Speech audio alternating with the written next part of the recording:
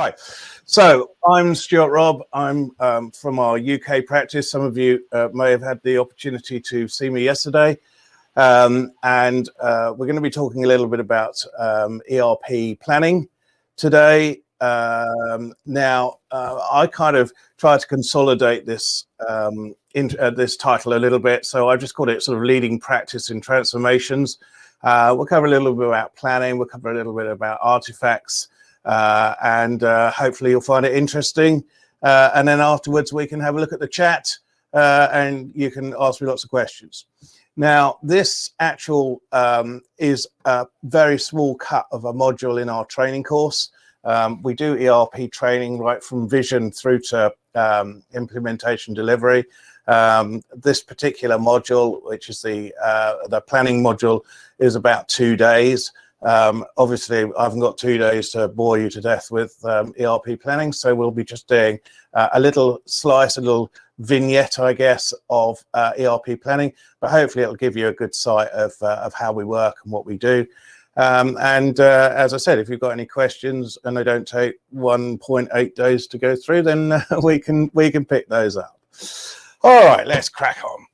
So I've got to share my screen, which should mean that if I do that button and click on that and click share and then click the thing that says you are close to close a message and a whole load of other actions, you should now be seeing my screen shared, which it looks like you are.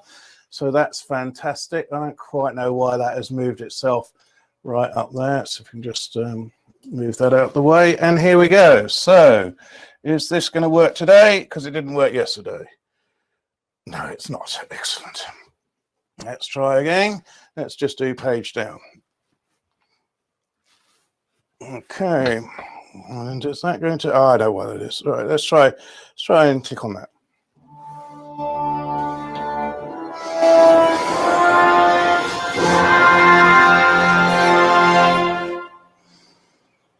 Okay.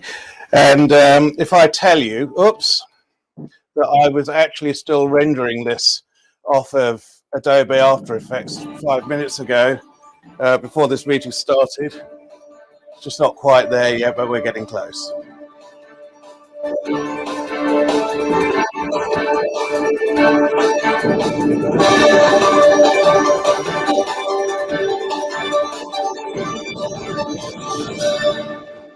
Okay.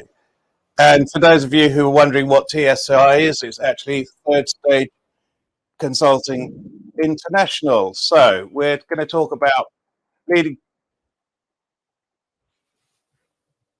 It's all right, I'm hearing a bit of background noise, so that's all right. We're going to talk about leading practice in digital transformations. As I said, hopefully you'll find it interesting. I just need to check what time I started, so we'll call that 17:20, and we'll crack on.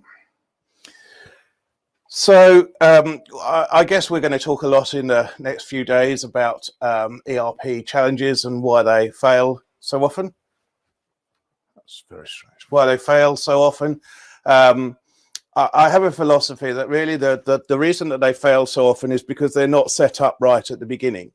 And that means that companies haven't done their homework. They haven't finished the course before they start to take the exam.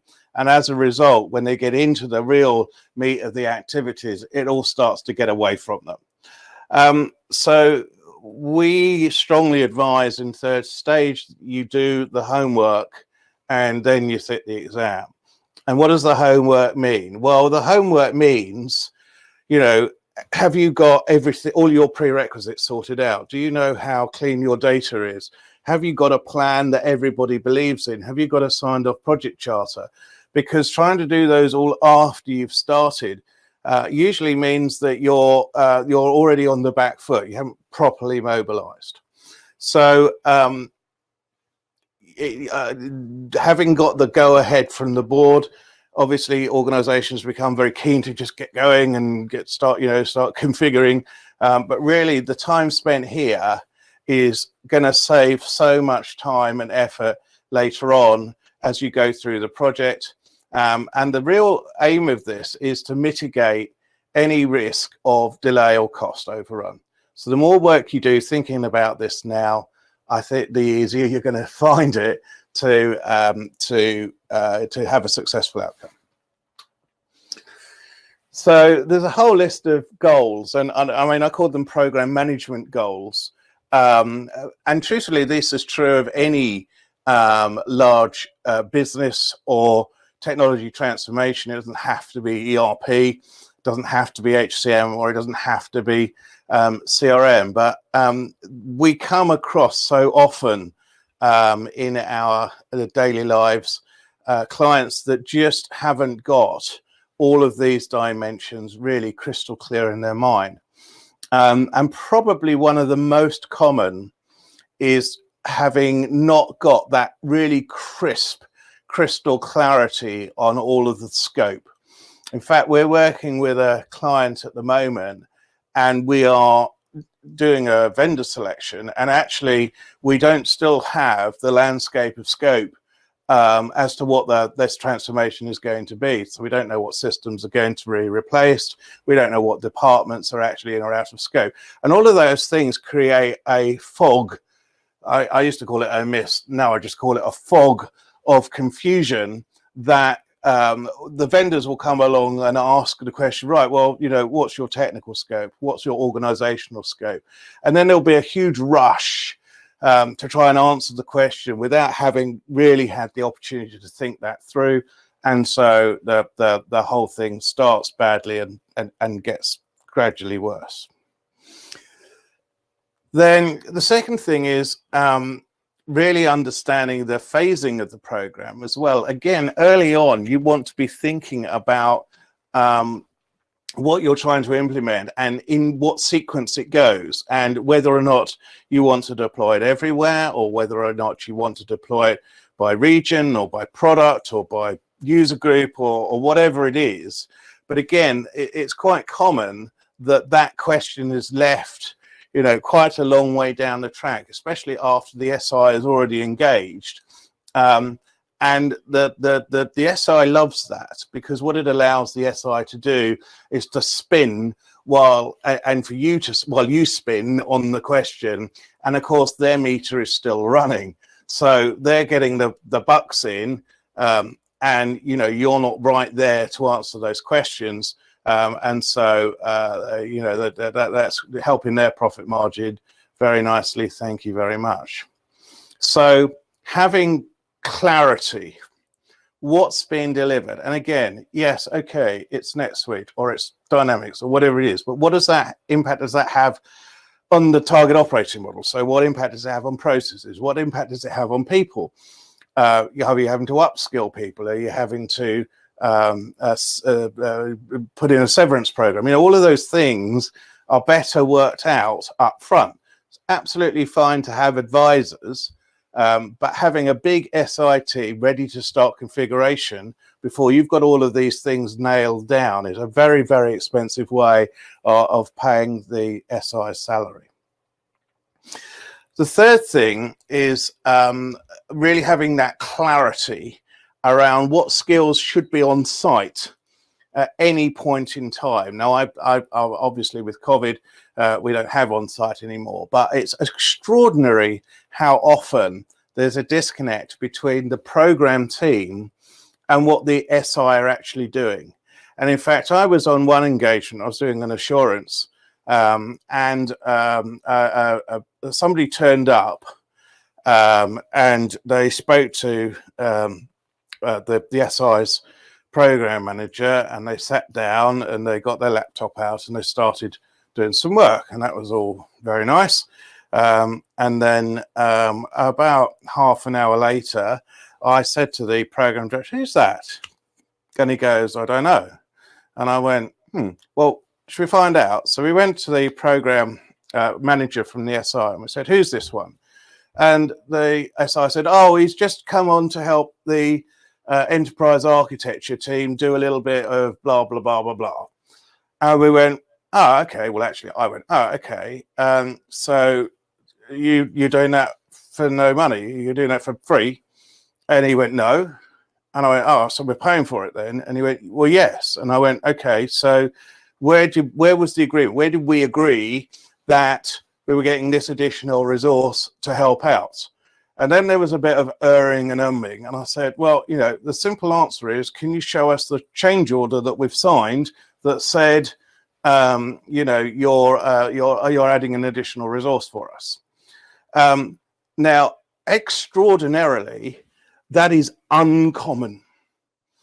And clients simply don't control the SI tightly enough to stop that kind of nonsense happening. And even when you get the bill at the end of the month, you know, it's a bill produced out of NetSuite Opener. It's got hundreds of names on it. It's got dozens of hours. It's pretty hard to work out what all these people are doing. But more important, it's pretty hard. It's almost impossible to work out what they're actually delivering. And in fact, one of the things that we do recommend is that when any resource is working on the client site, they record in their SI timesheets the deliverable they're working on. Now, SIs hate that, and some of them will say they can't do it. That's a lie. They all can, but they don't want to, because the last thing they want you to be able to do is to see who is delivering what and how much time they're spending on it. They like that fog of confusion. So the fourth thing is, again, having unambiguous quality thresholds. And a quality plan doesn't have to be a 100-page document. It can be a 1-page document, as long as everybody knows how quality is being measured. Now, you can say, well, it's very hard to measure the quality of a document.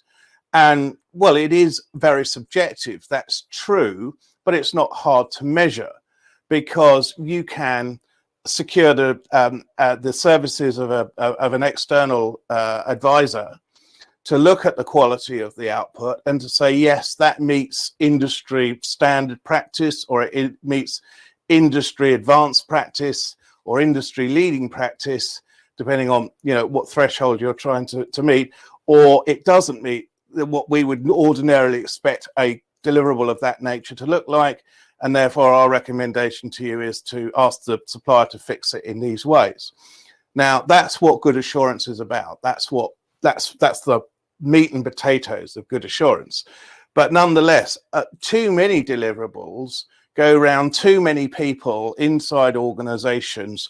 Nobody really knows who is the kind of the point person for it. And a significant amount of the time, actually, the deliverable is never signed off. And it's only in the better governed programs I can go to the PMO, the head of the PMO, and I said, get me your folder out with all of the deliverables with the wet signatures on. Now, I'm a great believer in wet signature, and the reason I'm a great believer in it is because if you are signing something for real, you think about what you are signing. If you are signing something off an email, you'll just say, yeah, it's all right, yeah, good enough, and move on. But a wet signature is a level of commitment that goes up. And even in these times, you know, for key artifacts, we circulate the deliverable with an acceptance out and get it mailed, postage mailed back to make sure that everybody is absolutely happy and comfortable. But again, you know, the number of times that I go into an organization and say, well, what quality thresholds have you got for the scripting in the ERP? And they say none. Okay, that could be okay, but did you think about it? Did you even ask the question? So the next point is about the schedule. And it's astonishing to me how often the schedule is not believable. So people will, you know, work away and they'll be creating a plan and they'll be doing this, that, and the other, and an edict will come down on high.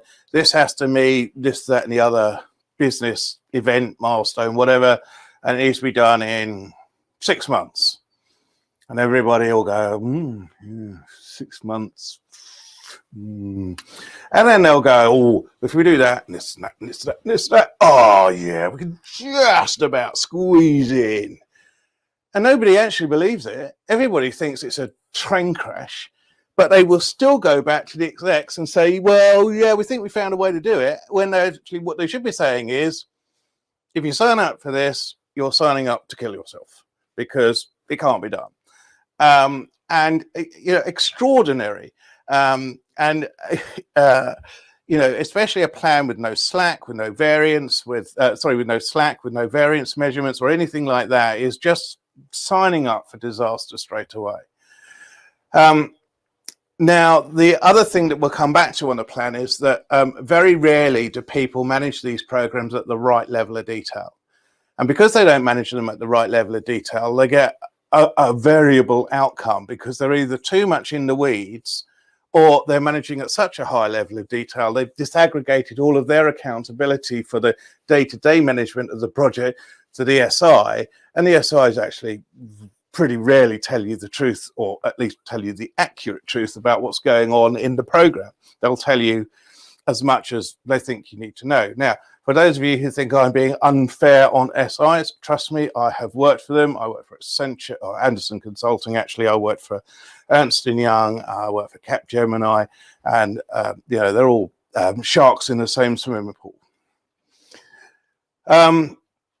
So the next point, full financials, and it's cash flow, and it's risk analysis on the cash flow as well. Again, it's all very well saying it's a $10 million program, it's a $100 million program, but unless you understand the outflow of cash and the sequence, and you've agreed that with finance, I've had one program in my career that actually just ran out of cash because they hadn't modeled that cash flow properly. And also having a sensitivity and a variance analysis on each stage of the program. You know at the beginning of a program that it's going to be a massive variance, because there's thousands of things more that you don't know than you do, and that variance will improve over time. And so you should start with a big variance at the beginning and reduce that as you go through each stage gate, and the certainty becomes higher.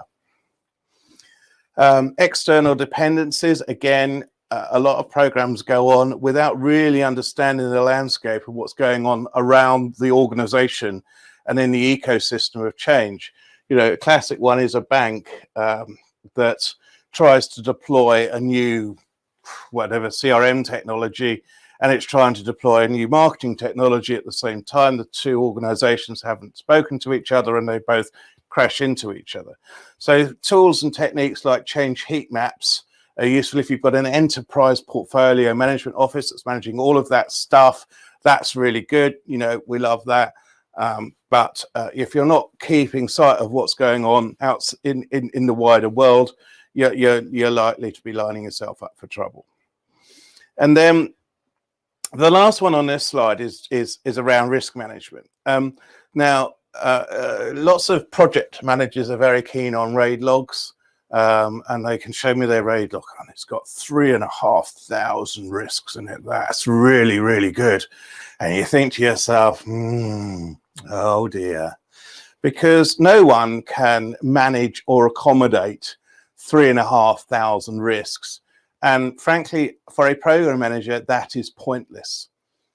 And I usually measure the effectiveness of a program manager or a senior leader, program director, workstream leader, whatever, on whether they can tell me off the top of their head what the top 5 risks, the top 5 issues, and the date, and the next 2 or 3 key milestone dates. If they can tell me those 3 things, usually they've got a reasonably good grip on what they're doing.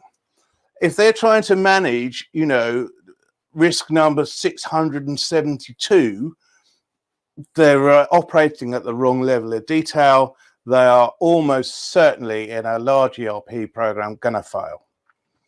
ERPs and CRMs and HCMs, particularly in larger SMEs and Fortune 100s, are not projects. They are very, very large undertakings, and you need considerable clout and expertise, gravitas, to be able to deliver them.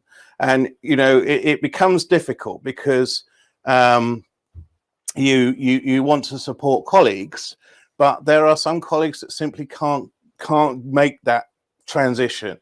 And if you don't have strength across your entire work stream management team, there's no question the wheels are going to come off it. So what are we trying to control? We're trying to control a lot of things that don't like being controlled. Okay, we're trying to control the scope, we're trying to control the cost, we're trying to control the time, and we're trying to control the quality. And those are made up of resources, method, and deliverables. I don't know what's happened to deliverables, it's gone missing, apologies. And because we're trying to manage those dimensions, it's